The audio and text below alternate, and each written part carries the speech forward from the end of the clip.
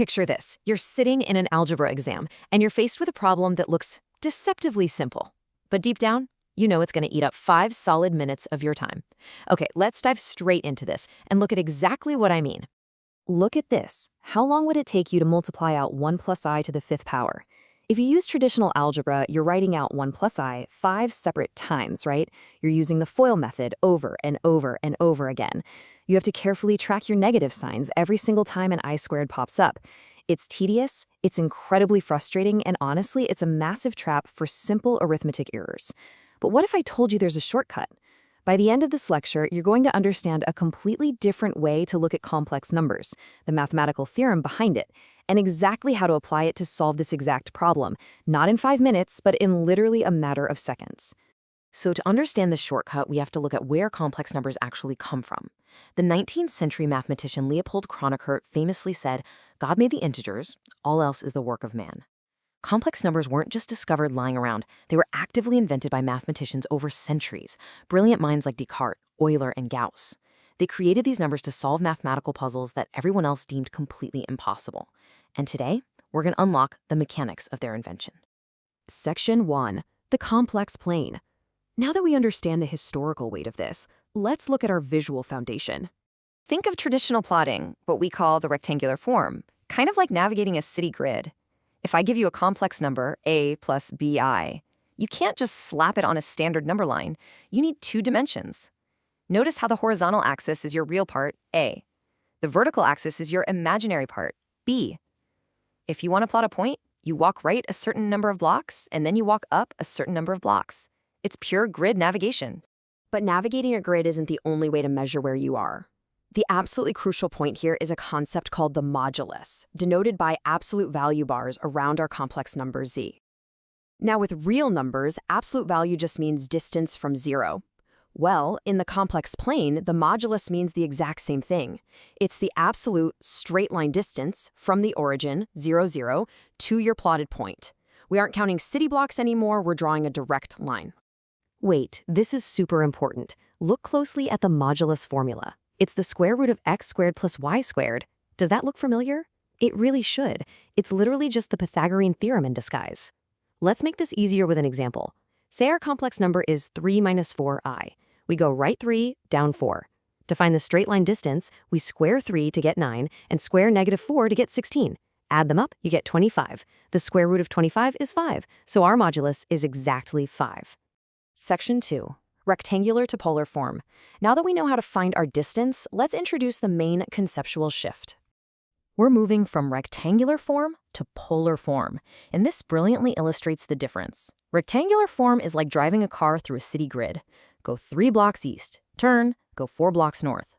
Polar form is flying a helicopter. You don't care about the grid, you just lift off from the origin, rotate the nose of your helicopter to a specific angle, and fly in a straight line for a specific distance.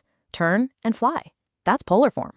Here's the mathematical translation of that helicopter flight.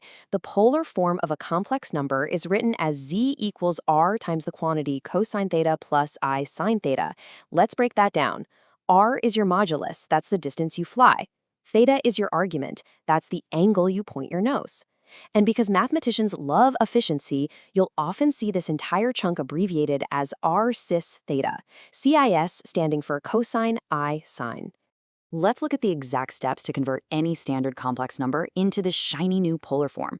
Step 1, calculate your flight distance, r, using our Pythagorean formula, the square root of x squared plus y squared. Step 2, find your angle theta. You do this using the inverse tangent of y over x, just like basic trigonometry. Step 3, plug them right into our new format, r cis theta.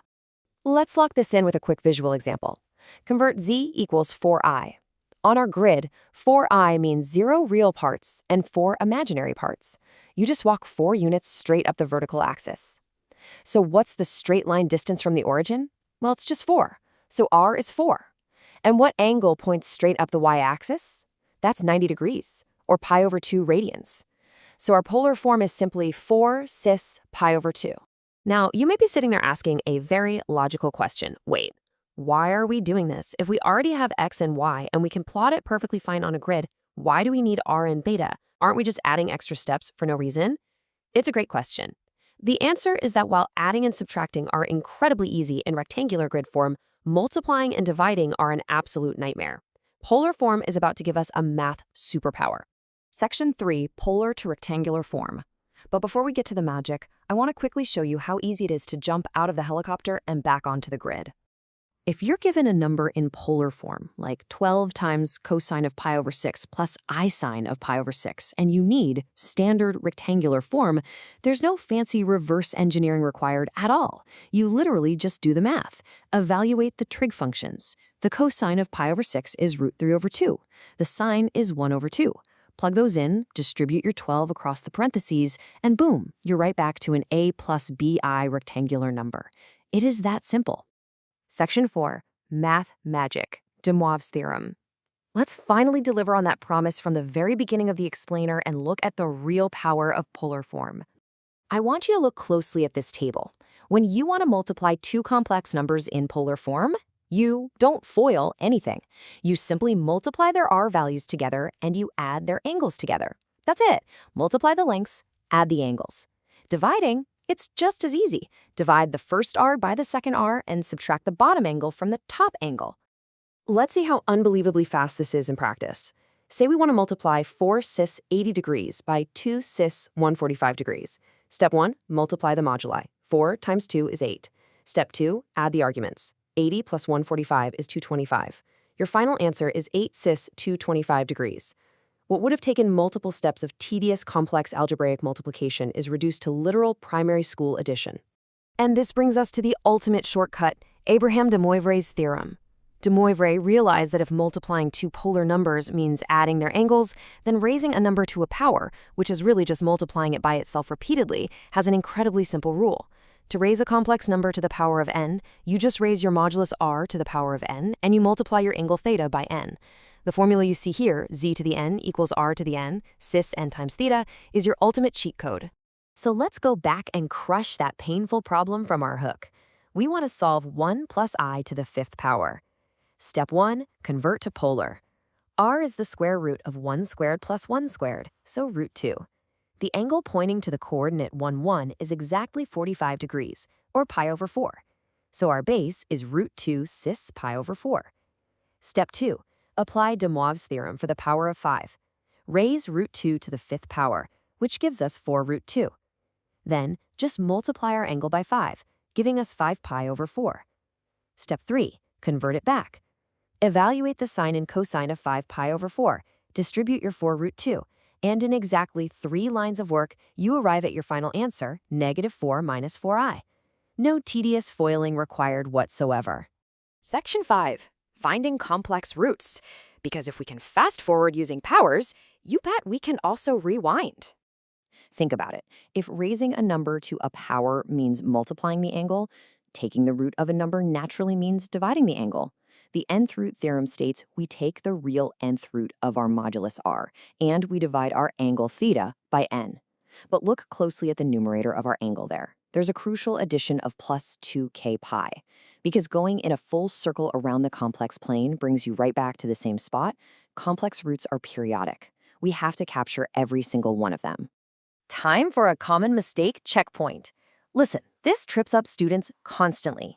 If you're asked to find the cube root of a complex number, there isn't just one answer. There are 3 distinct roots in the complex plane. You find the first one by setting k to 0. You find the second one by setting k to 1, effectively adding a rotation. You find the third by setting k to 2.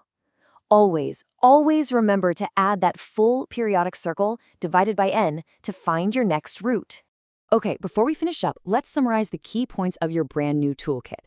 You now know that polar form, r cis theta, is like flying a helicopter straight to a point. When you multiply complex numbers, you just add their angles. When you divide, you subtract their angles. And when you use powers, thanks to our friend de Moivre, you simply multiply the angle by the exponent n. You've basically traded a grid for a steering wheel, and your math has become incredibly fast. But all of this leaves us with a really fascinating final question. If stepping off the standard XY grid and using angles and distances makes complex algebra this easy, what happens when we apply this exact same logic to equations describing real-world motion? What if we separate our x and y completely and base them on time instead? Well, that leads us perfectly into the world of parametric equations, which is exactly what we'll be covering in